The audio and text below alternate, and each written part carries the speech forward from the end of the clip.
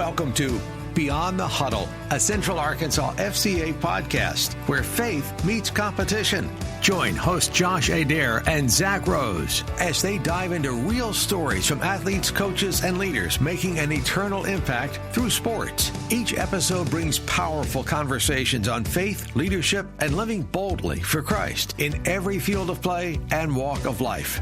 This is Beyond the Huddle.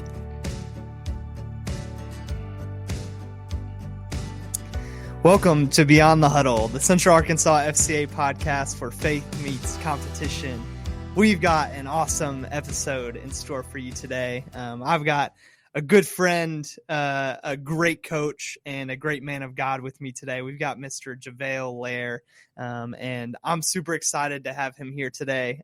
Me and Jahvel have kind of gotten to know each other over the last school year, and just as I've gotten to know him a little bit, have been super excited to just learn about what the Lord's been doing in his life. He's currently a coach over at Sylvan Hills Junior High, as well as a teacher, and just super excited to dive in. Another young fella in here with me. None of the old heads, respectfully, in here today. So super excited to have you here, Jahvel. If you would go ahead and just tell us a little bit about yourself, who you are, what you do, and go for it. Yeah. So as you said, my name is Jahvel Lair. I'm a coach at Sylvan Hills Junior High. This upcoming year, I'll be the head 8th grade basketball boys coach, and I also help out with the girls volleyball team there. I am married. We just hit our 3-year anniversary. It's May 15th. I went to Ouachita Baptist University, and been teaching and coaching since I graduated. Cool. So. What was your degree in when you went to Ouachita? It was in middle school education. Okay. Yeah. Okay. Awesome. So I kind of want to dive in here. I know this wasn't on the list of questions I sent you, but to kind of keep you on your toes here, I was thinking about college and about all the different memories that I had going through college. What's a memory that sticks out to you that was maybe fun or exciting? I know we didn't get into too much trouble in college. But, What was something super memorable from college that you remember with some buddies, or how did that look for you? Yeah. Oh, man. I don't know if I can pick one particular. I think my best memories from college are just like when you're hanging out like in your dorm with your dorm mates and just kind of chilling. And I got in I got into guitar for a little bit. So it was fun to like learn from some of my roommates who were actually good at guitar and stuff like that. I think a lot of my other good memories are from like going on dates with my now wife and being able to hang out with her. And so I don't know if I have a specific one. Yeah. So did you meet her in college? Yeah. Okay. So how did that look? What was your strategy to pursue her in college? Oh, my strategy. So we met, we really met our freshman year of college, and she doesn't remember me, but I remember her. And I had rented a dog, borrowed a dog. I think rented a dog? So you could go to the pound or the shelter and you could take a dog, walk it and stuff like that. So I'm going to say rented. I rented a dog and I was walking it around campus and met Kayla, and she petted the dog, and to this day she doesn't remember that. But I remember. I was like, man, this is a pretty woman, and just her energy. It was just good. So and then sophomore year we started dating. I didn't really have a plan. I was just like, you know what, she's pretty. And I started going to a new church in Arkadelphia, the town that OBU's in, and she was one of the worship leaders, and I was like, oh man, she's pretty and she loves Jesus. Let's go. And I was like, I determined in my head, okay, next time I see her, I'm just going to ask her on a date. And she said yes. Let's go. In a momentary lapse of judgment, she said yes. And then we went out, and that was shortly before COVID hit. So after we went on our first few dates, we were long distance for a while. Wow. Yeah. So how far was the distance then at that point in time? Yeah. About 5 hours Okay. because I was in Dallas, Texas, Yeah. and then she lived in North Little Rock. So Wow. yeah. Wow. That's crazy. That's crazy. I mean, talk about the Lord's timing and Yeah, that. yeah. Was renting the dog a strategy to get her to like you, or were you just walking a dog? No, I just did it. Okay. Yeah. Wasn't a strategy. Yeah. When I was thinking about college, and there's this whole Christian college is so fun and funny sometimes because it can be such a bubble sometimes, but there's so many people on so many like spectrums of life, of some people who have come from homeschool, some people that have come from public school, some people that have been in private school their whole life. And you get a whole mix of people that come in together. And I mean, there's so many stereotypes of like Christian college and stuff like that, but like getting married and like 2 months, ring by spring, things like that. I was going down memory lane as I was thinking about our conversation today. And, I was thinking about, number one, how many people I saw that you find that person so quick and all of a sudden it's like, this is the one. Yeah. God has specifically ordained this moment so Yeah. that I may be married within the first 4 months of college. Yeah. That was funny to me. I was thinking of a memory I had when I went to Evangel University, and we would do this thing called Floor Olympics on our floor, and super like, the dorms weren't massive. It was just like one long stretch of hallway and like a bunch of rooms. I think we had like 30 some guys on the floor. I wasn't the RA at the time. I would be the next year, but we had planned some fun games with the RA. I was helping them out. And we did one event each day. So the first day we did like a 40-yard dash. So it's a super small hallway. There's a cement wall at the end. It's not like there's open room to run. It's like there's a cement wall at the end ready to like smack you as you're at the pinnacle of how fast you're going. So we threw a mattress up on the wall. There was only a couple guys who hit it. They would kind of turn around the corner. It was good.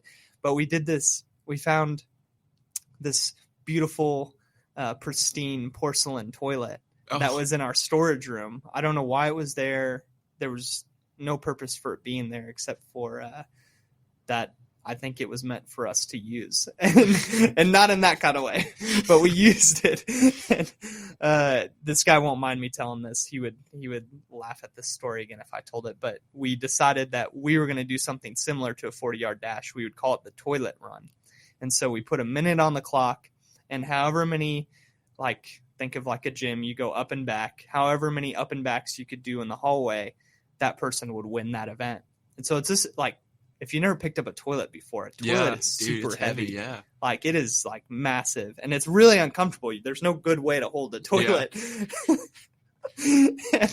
And so we decide, okay, we had done it successfully the year before. We decided to bring it back. It was like, that was the one event that we had that was super exciting. And we bring the toilet out. We decided to let the freshmen go first. So one of them goes, the second one goes, and he's running up and back. He's making like record time. I've never seen anyone move this quickly with the toilet in their hands. And he gets up and down. He's almost done. He's got like 15 seconds left.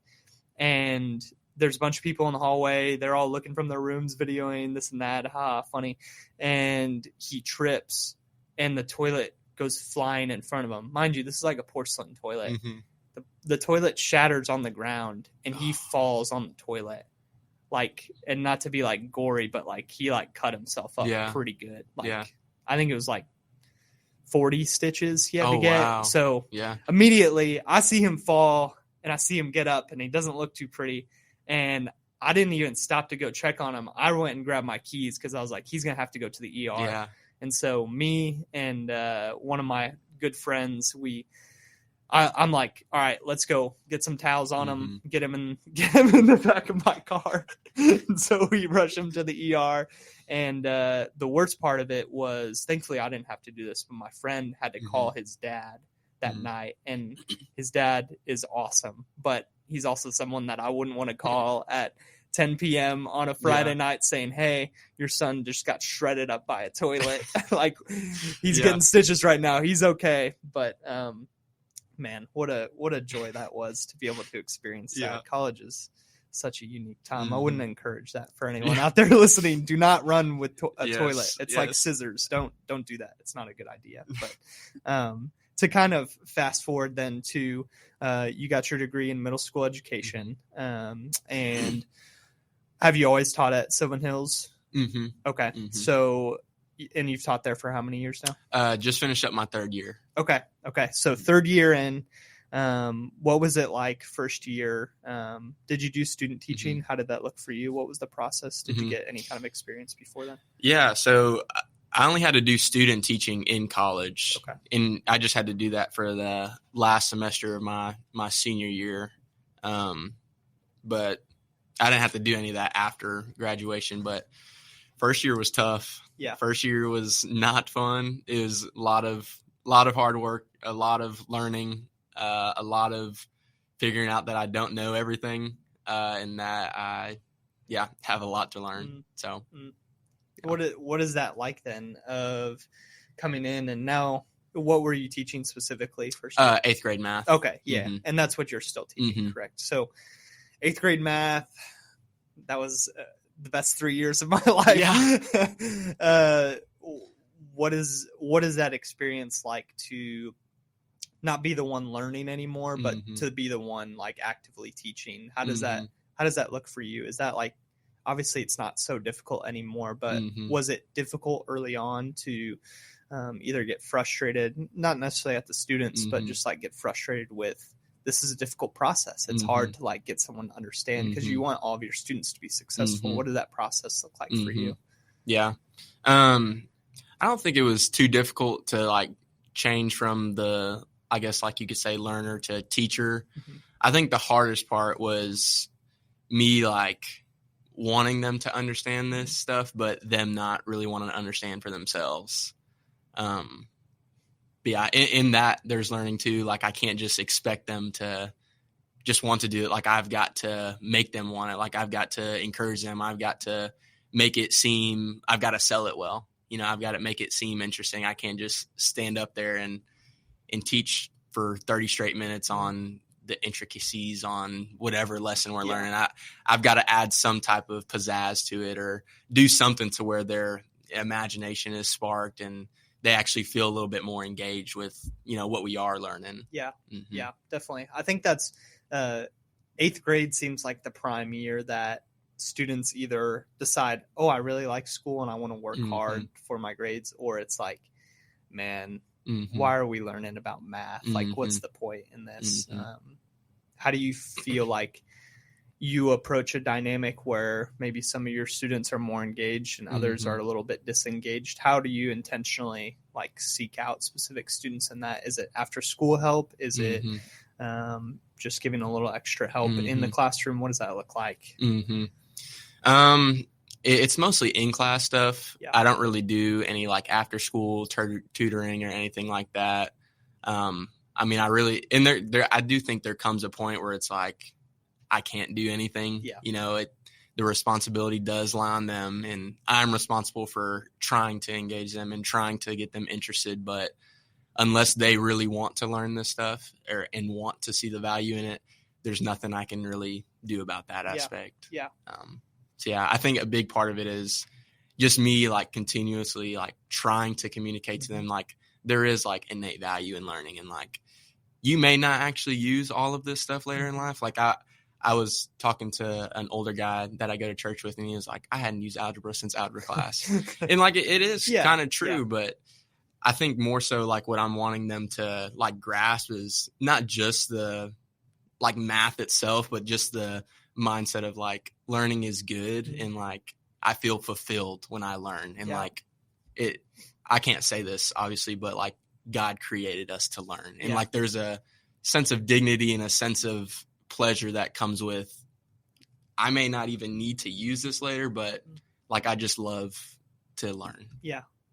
That's what, when I was growing up, my mom, I had a lot of heated battles with my mom over like algebra, chemistry, all of the like difficult subjects that we go through that are maybe a little less engaging for some people more than others. But she always went back to, Zach, you showing up every day, working hard to learn something, even though you may not be interested in it, that's going to be a skill you need for the rest of your life. Mm-hmm. I think that's what it's hard to like transparently tell a student that in a moment. It's like, little Johnny, this is going to help you the rest of your life to not only just comprehend all the concepts that we're talking about and everything here, but to get this idea instilled within you that whatever you do, do it unto the Lord, which obviously, again, we can't like openly speak that in public schools, but this idea that you want to be able to do the best job you can in whatever setting you're doing, because that's going to be honoring to the Lord in whatever you're doing. I think it's hard to like share that too when there are restrictions in the classroom, or even just sharing that without the godly biblical perspective in it of like just morally sound. If you want to get a job and keep a job, you need to work hard, and there's going to be lots of things that you probably don't want to do. And you got to continue to push through in those situations. So to kind of jump back, if you wouldn't mind just sharing a little bit about your story, your testimony, kind of how you came to Christ, and what that's looked like for you to live it out. Yeah. So I didn't grow up in a church. My parents are not believers. The most I really heard about Jesus was, like on Christmas, that's his like birthday, or like Easter, that like has something to do with. Have you like, ever heard the Jesus song guy, "Happy Birthday, Jesus"? No. I have not. No. If anyone listening, "Happy Birthday, Jesus," I'm so glad it's a corny song. Yeah. But anyways, sorry. Yeah. Continue. I missed that because I didn't grow up in the church. Yeah, I grew up in a private school, and we would play that. There was like 3 straight years of elementary school that we would have this little party. Yeah. It was like our Christmas party, but it was like a Happy Birthday, Jesus party. Yeah. I was like, even then I was like, what's going on in here right now? So continue with what you were saying. Yeah. But yeah, so the most I heard about Jesus was Happy Birthday, Jesus on Christmas, Easter has maybe kind of something to do with the cross. Like there's some type of tie to Jesus, but there was never a robust understanding of the Christian faith or understanding of what it really was. So I guess I would say I lived my childhood and up until most of high school as like a agnostic. I believed in that there was a God. I hadn't really put much thought into it, but I just kind of assumed that there was. And then my freshman year of high school was where things kind of hit the fan. Our first year of high school was just not a fun time for any 14-year-old going to high school. It's just such a transitory period where you have a lot of questions. You're in a new environment. I'm going to high school and kind of just don't know really who I am. And there was good parts of freshman year, but we had started learning about world religions, and I'll never forget, they brought in a Buddhist guy to tell us about his religion and just kind of about like what prayer looks like in his day-to-day life, what his day-to-day life looks like as a Buddhist. And at the end, he said this very lengthy prayer. And I just remember all the other kids were like giggling, kind of making light of it. But to be frank with you, I did not take it light. I was very rattled. All that did for me is bring up all these questions of like, is there a God? Like what, like, how do I know what's true? Like, and just all these very heavy existential questions coming on to me. And I didn't really know what to do. And from freshman year to senior year, it was kind of a back and forth cycle of, okay, like I know there's a God, and like, yeah, like Jesus is real, like, but I still didn't understand the cross, or I didn't really understand what Christianity was like as a belief system. I just, in my head, was like, yes, there's a God, and yes, Jesus is real, even though I didn't really know what that meant. And it was just a back and forth between that and just this heavy doubt and insecurity about what's real, what's ultimate reality. And I remember senior year of high school is when it really got bad. And the questions just, I started to have more questions than I could really handle. And I remember one day, and I couldn't really function in class. just completely unfocused. A lot of days there was just so much angst that I would just have to put my head down because in my head, it's like, if there's no God, like, you know, what's really my purpose in life? Yeah. What's the point, you know? So I really felt that. And I remember one day, not saying you should do this, but I skipped class at the end of the day and I just resolved in my head, I'm like, I'm just going to go walk to a church. Cause like, I don't know what the answers are, but I mean, if anybody's got answers, maybe the church does, you know? So I'm walking at the time, didn't have a car. So I'm walking down the street. I knew in my head where a few of the churches were. And down the street, there was like a row of 3 different churches. And looking back, I see God's providence, because one of those church was Latter-day Saints. One of those church was a Baptist church. And one of those was a Jehovah's Witness church. The Latter-day Saints church, the Jehovah's Witness church, nobody answered. Wow. But the Baptist church, somebody was there and they took me in, and I really couldn't handle myself. Like, I literally just kind of like broke down and was like, I've got like all this stuff going. Like, I don't understand what's going on. And that's when I got introduced to the youth pastor there.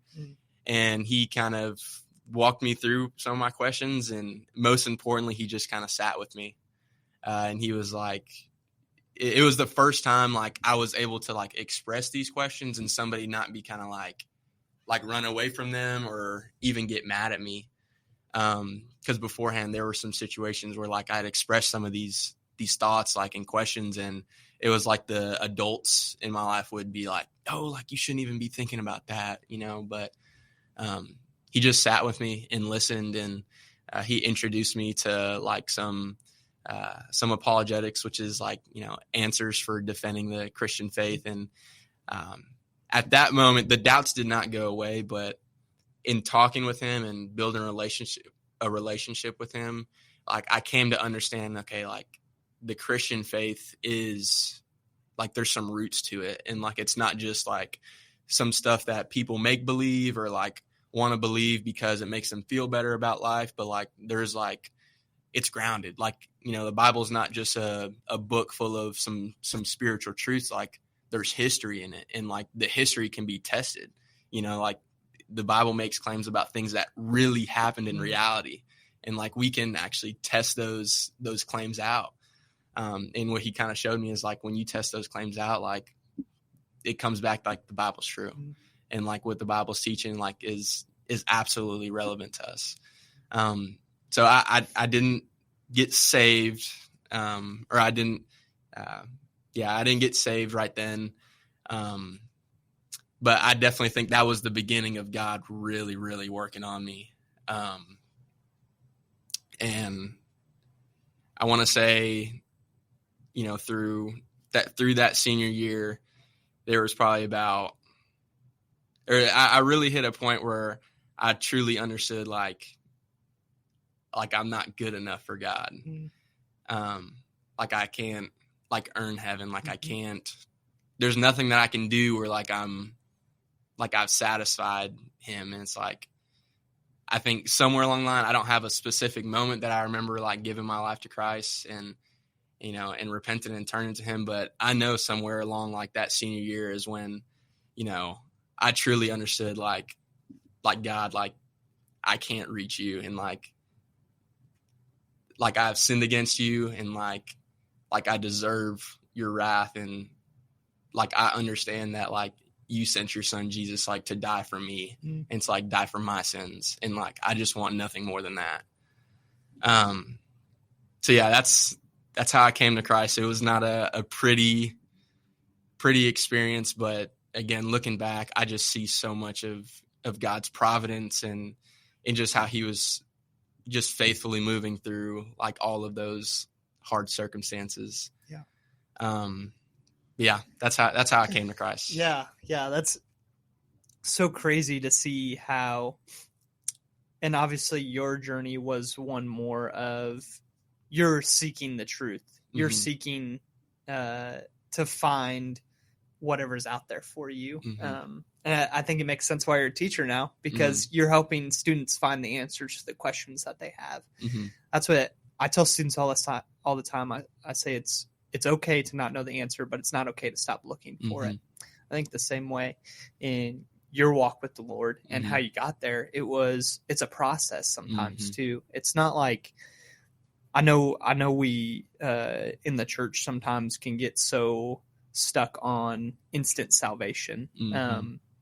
This like instant turnaround of like Jesus come into my life. But sometimes it's a process of, man, I kind of just got to get to know this Jesus guy before I just give my life to him. I love how you were able to kind of dig deeper into the apologetics aspect of it, of it's not just a feeling in a moment where I feel really big about something and my life is a mess and I just want to hang all my dirty clothes on Jesus. It was, I really want to be rooted in what I'm going to believe, whatever that may be.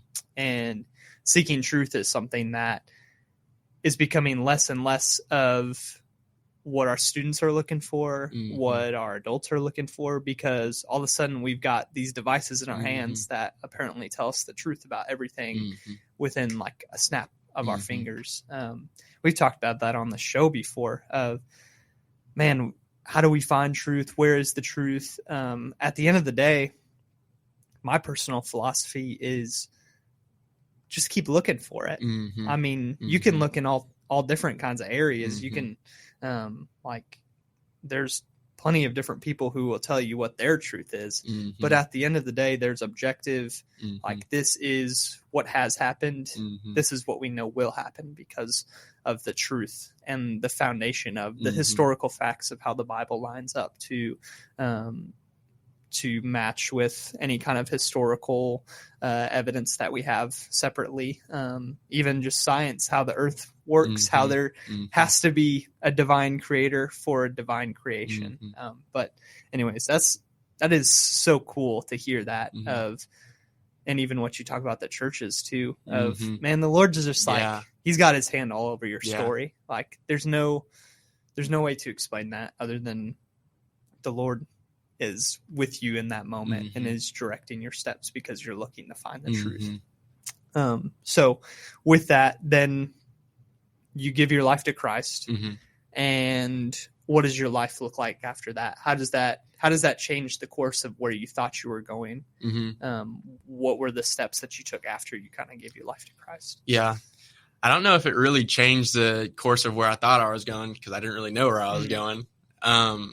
But I soon came to the, I guess, conviction that I should go to a Christian college, which I'm not saying every Christian has to go to a Christian college, but that just felt like the next step for me. I was just thinking like, oh, I want to be around other people who love the Lord and like who know Jesus. So I thought about Dallas Baptist University for some time, and then and also Ouachita Baptist University, and ended up deciding on Ouachita Baptist University, and ended up going with that. So that's awesome, man. So kind of explain, fast forward to now you're teaching.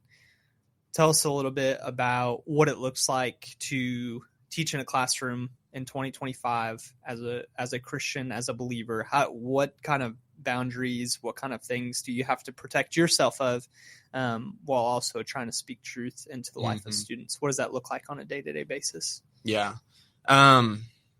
It's difficult. I'll say that. I think the biggest thing I try to remind myself of is that the Christian faith is like, it's not just about like the quote unquote like spiritual truths, like, okay, what exactly does the Bible teach? But the Christian faith is like a comprehensive like framework that like you actually live out. So what I try to like think about with my students and players is like, okay, I may not be able to like teach the Bible per se, but like everything that I do is either pointing them to or away from Christ. Like, am I building relationships with my kids? Like, am I being diligent in my work? I think everything that I do, again, is either going to point them to or away from Christ. So I try to just focus on the things that I can control, and then just, leave the rest of the work to the Lord. Yeah. Yeah. That's biblical too. Yeah. I mean, you look, I heard a quote the other day, and it had to do with, it was something, I'm going to totally butcher this quote, but it had to do with let others see the evidence of Christ in you and use your words sometimes too. Mm-hmm. It's like our lives should just be an outward reflection. I always like to think of it as just the overflow of Jesus within me, of, man, how do I walk in such a way where there's joy radiating in my life, where others can't help but be like, how in the world do you do that? That takes me back to when I was working for the Arkansas Travelers. We had kind of talked about it on one of our last episodes, but I remember we were in a little chapel setting with the team, front office and stuff, and remember struggling with my purpose at that time. And going through that day, I had been praying for one of the individuals who I worked with, and was just thinking, Lord, I don't know what my purpose is here. It's just day in, day out, you're doing the same exact thing, similar to teaching. I mean, it's just a grind every day. You're like, all right, we're working from pages 43 to 45. Yeah. Tomorrow it's 46 to 49. Yeah. It's continually the same thing over again, repetition in what you're doing. And I remember that day that we had that chapel service later in the day, the guy that I was driving around the stadium with, picking up trash, the conversation got quiet, and all of a sudden he looks up at me and he said, Zach, what you were talking about earlier with purpose, he's like, I can see by the way that you live. He's like, you've been such an encouragement to me in the way that you just walked. It would be easy to get frustrated in these situations. That's not to glorify me in that situation, but it's proof that people are watching what we're doing. And just so happened, he was curious about the Bible. He was like, I don't even know how to read my Bible. I don't know what to do with this. And it was an opportunity for me to speak life into him and just walk with him in that. Of similar with students, it's we're trying to answer their questions, but we're also trying to show them there's fruit to how we're living too. And that's where I think what's been good for you, and I won't speak for you, but with FCA, having things like that within our school systems that if you don't know, FCA is allowed as a club on public school campuses there has to be student interest and some kind of coach, staff, faculty who's moderating, watching over the club. And what we've been able to do at Sylvan Hills Junior High is we meet once every other week, and it's an opportunity during the school day for students to come in and experience and hear about Jesus and what he's done for their life. So I think a big emphasis for you has been, man, the students love you. They really do. And I can tell whenever I come in, it's Coach Lair, there's just an attraction to Coach Lair of the way that you really care for your students. And I can tell that. But it's been encouraging to see kind of the overflow of, they get to see you in that light too, of, man, I am your teacher. I am your coach, but I care for you so much further than that too. Kind of explain a little bit, maybe about what we've been able to do with the FCA Huddle, kind of some of the difference you've seen in some of your students' lives, and why you got started with FCA to begin with. Well, I got started with FCA because, I just want my kids to hear about Jesus. Teaching is fun. Coaching is fun, but the goal is for every one of my students, or not even my students, but just for all of those kids to know the Lord and have that opportunity to come face to face with the truth claims of Christianity, and whether they reject that or accept that, is up to them and, God's sovereignty. But I want them to have that opportunity. Yeah. Yeah. Have you seen any specific change? Has there been any students that have come up to you with specific stories of man, this is what FCA has done in my life? Has there been anything like that where you've seen, maybe they haven't said it, but have you seen a direct result of them being able to have an outlet to be able to share their faith, where that benefits them in the classroom as well? One thing I have noticed is that through FCA, I feel like the kids, or some of the kids, have become more comfortable around me. And I don't know if that's just because they have felt more, safe around me with, me expressing that I'm a Christian and that, I do have interest in them, like learning that stuff. One of the big times that I was able to see, like, how God has been working in their lives is when we did like the cardboard testimonies. Mm-hmm.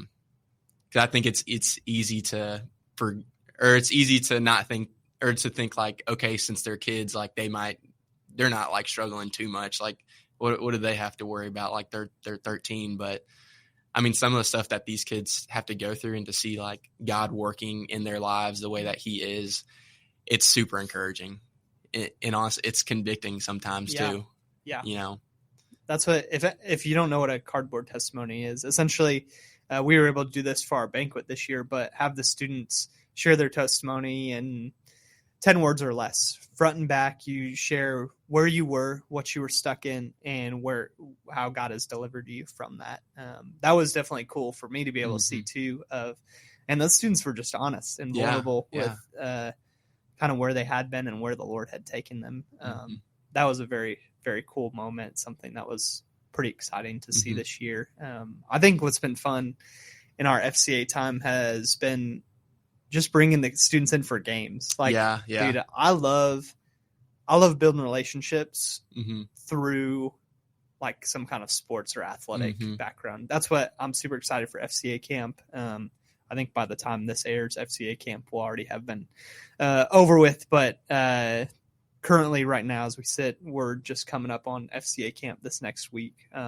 And to be able to get students in an athletic setting where they're building themselves up in teamwork with the people around them, as well as there's some kind of cohesion between being like torn down to your last limb, giving everything you have in a game, and then being able to sit with Jesus and kind of learn a little bit more. That's what I love about camp. And that's what I love about our FCA huddle there is we get to share about Jesus, but we also get to have fun and build relationships too. I don't think Jesus wanted the church to be boring. Like we get an opportunity. These are junior high students who sit in the classroom all day.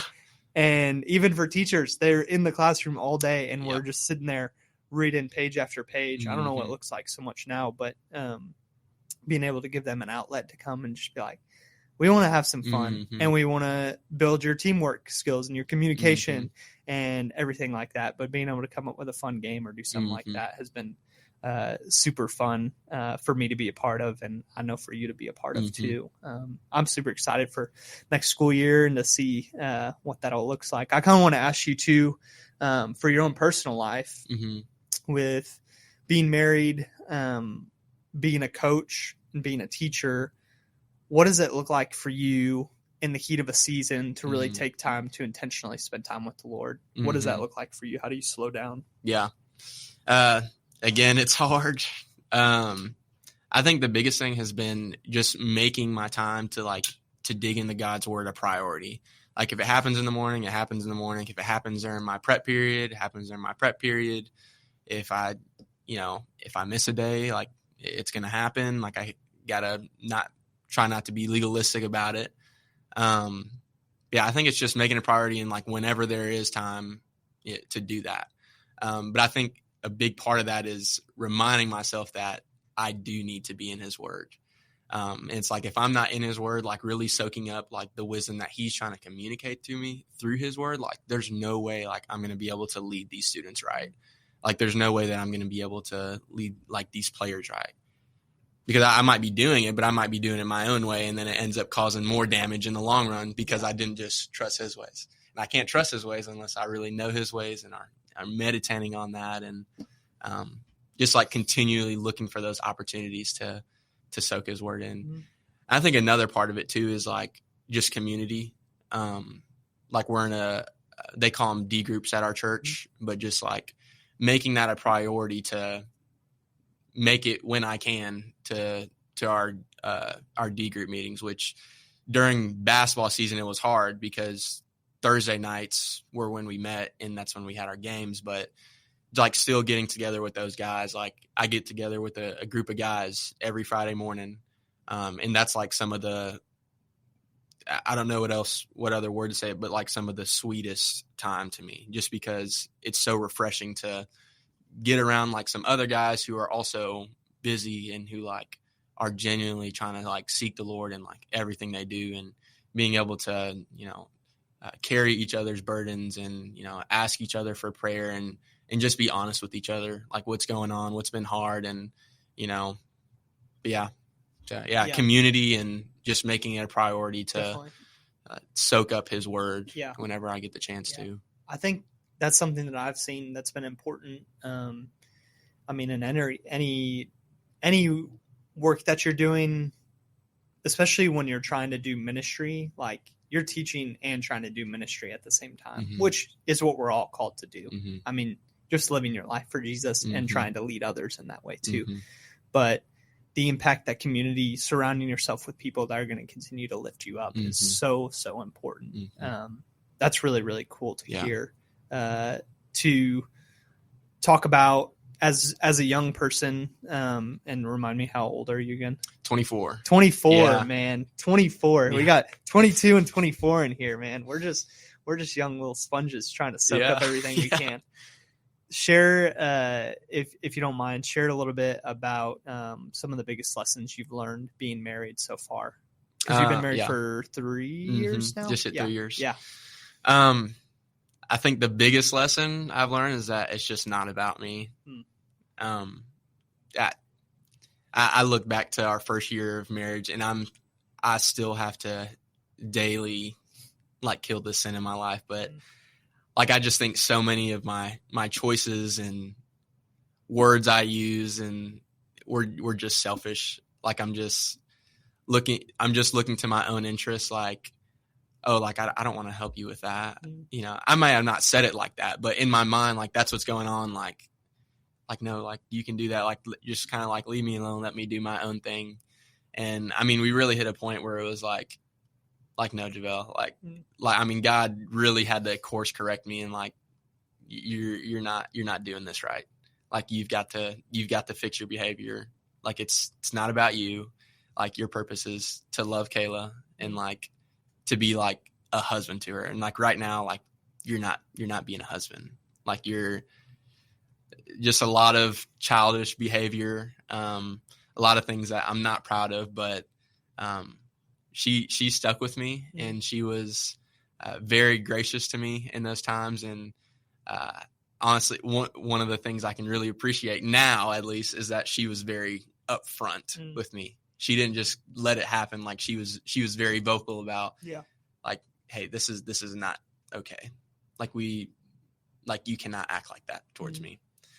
Wow. So yeah, that's awesome. Yeah, biggest thing is it's just not about me. Trying to think of some of the other stuff. I feel like I've picked up so much from Kayla. She truly is.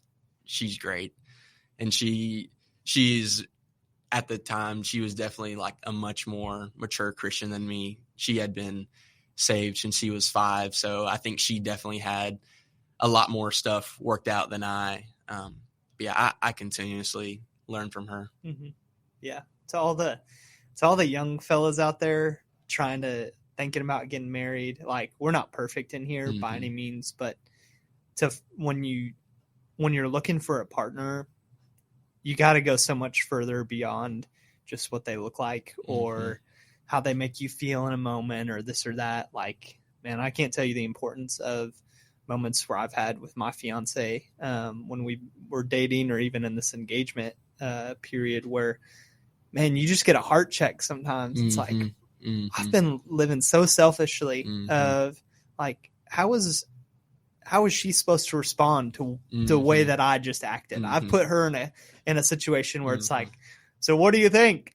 And it's like, well, how do you want me to respond to that? You just acted like an idiot. It's like, and that's not to like harp or get down on us, but there's a way that you love someone and you love them well. And I think that's so cool that she was able to speak into that situation, those situations of, man, that's not okay. Like, we're going to build this together. I'm not going to do it on my own. Like, that's what I've been learning recently is you're two joining together as one. Mm-hmm. You can't move if you're not both moving together, and selflessly pursuing that person. Mm-hmm. That's so cool. Yeah. I definitely have seen a lot of people in my life and had a lot of good examples of marriage that I've seen in my life. And so I know sometimes it can be difficult for those that don't have such a good idea what that looks like, of how do you talk through disagreements? How do you continue to communicate even when it doesn't feel all big and bubbly inside? Like, how do you continue to show up for that person day after day? And that's something I'm still learning. I'm sure that's something you're still learning too. Like, it's a process. Something God is teaching me in right this, in this season is that you don't need to be right. Even if, I think that, I'm right in a situation, my job is not to try to convince. My job is not to try to you need to see things like I do. Like, you need to try to handle this the way I did. But a big part of it is what he's teaching me is I need to do a better job at just trying to understand where she's coming from and putting myself in her shoes. Yeah.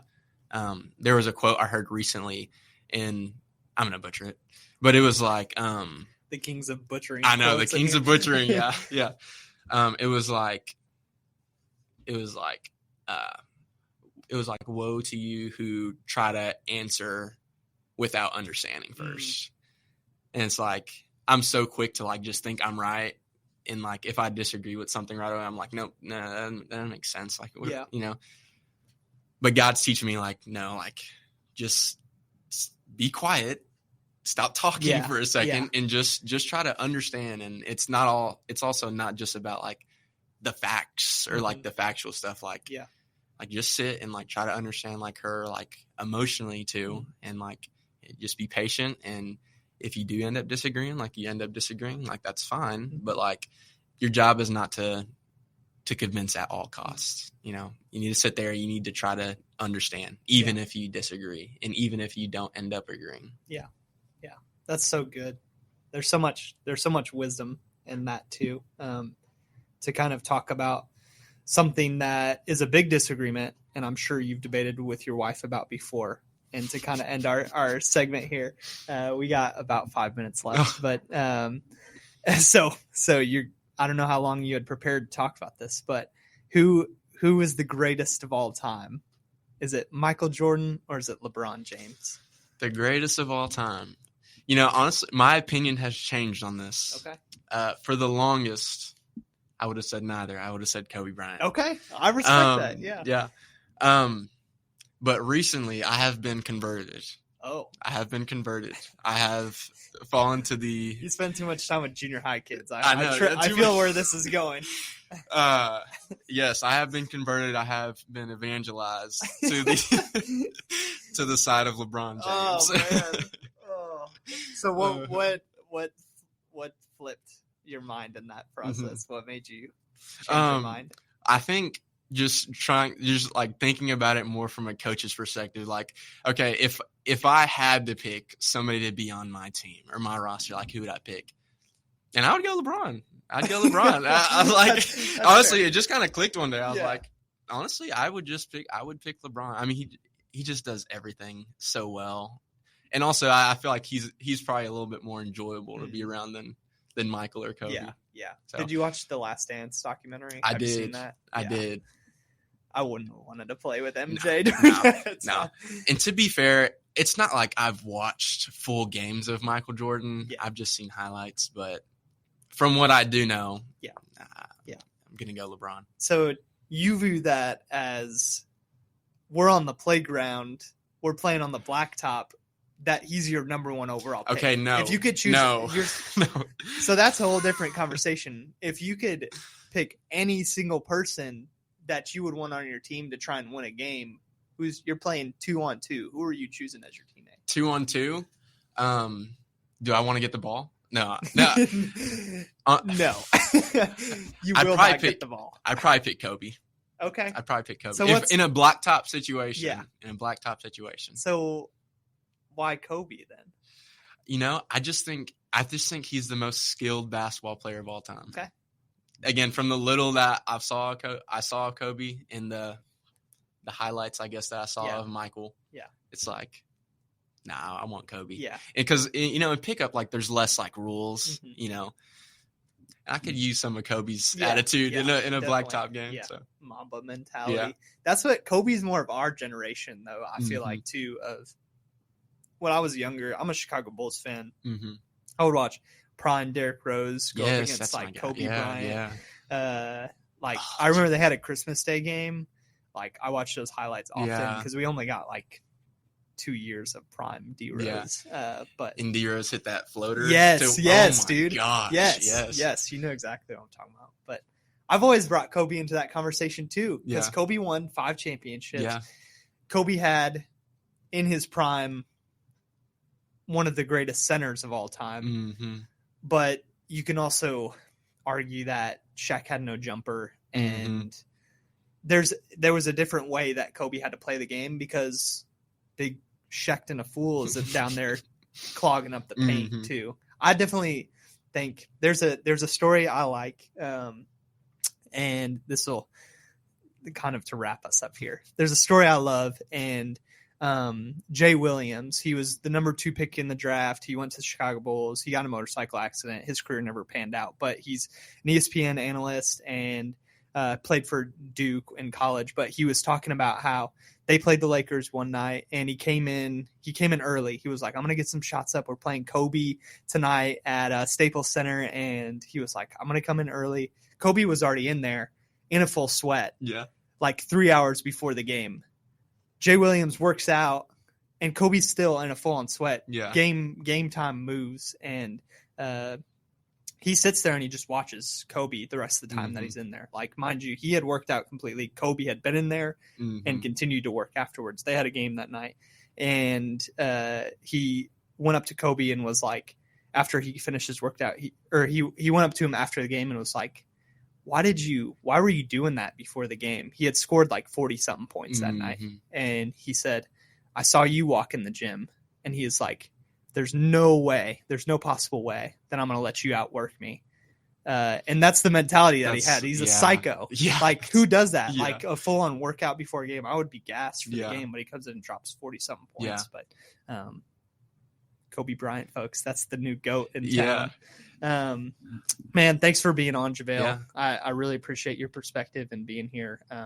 You have been such an encouragement to me at Sylvan Hills, and we're super excited to see where our Huddle goes and see how it grows. So thanks again for being here, and thank you for everyone who's listening. If you stuck around to the end of the podcast, we really, really appreciate you.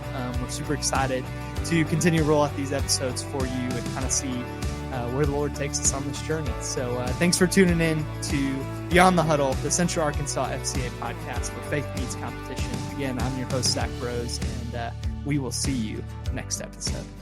Thanks.